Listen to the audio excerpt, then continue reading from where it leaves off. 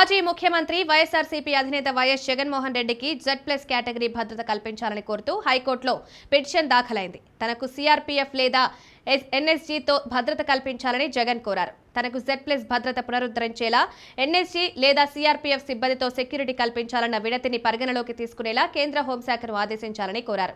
ఈ మేరకు హైకోర్టులో విచారణ జరపగా జగన్కు తగిన భద్రత కల్పించడంలో రాష్ట్ర ప్రభుత్వం నిర్లక్ష్యం చేస్తోందని పిటిషనర్ తరపు లాయర్ వై నాగిరెడ్డి వాదనలు వినిపించారు. ఇటీవల ఘటనలు చూస్తే పిటిషనర్ భద్రత, స్వేచ్ఛ ప్రమాదంలో ఉందని అందుకే కేంద్ర హోంశాఖకు వినతులు సమర్పించారు.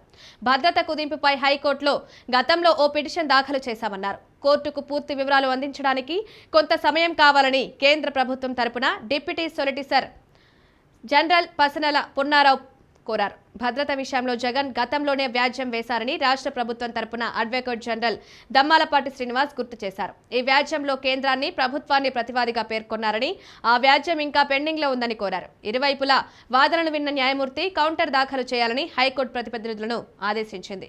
కేంద్ర హోంశాఖ కార్యదర్శి, IB director, CRPF DG, NSG DG, రాష్ట్ర హోంశాఖ ముఖ్య కార్యదర్శికి కోర్టు నోటీసులు జారీ చేసింది. వేసవి సెలవుల తర్వాత ఈ కేసును విచారిస్తామని న్యాయమూర్తి జస్టిస్ ఎస్ సుబ్బారెడ్డి తెలిపారు. విచారణను వేసవి సెలవుల వాయిదా వేశారు. కూటమి ప్రభుత్వం అధికారంలోకి వచ్చిన తర్వాత వైఎస్ జగన్ భద్రత విషయంలో నిర్లక్ష్యం కనిపిస్తోందని వైఎస్ఆర్సీపీ ఆరోపిస్తోంది.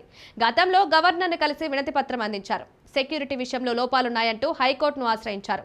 అయితే ప్రభుత్వం మాత్రం జగన్కు చట్ట ప్రకారం కల్పించాల్సిన భద్రతను కొనసాగిస్తున్నట్లు చెప్తోంది.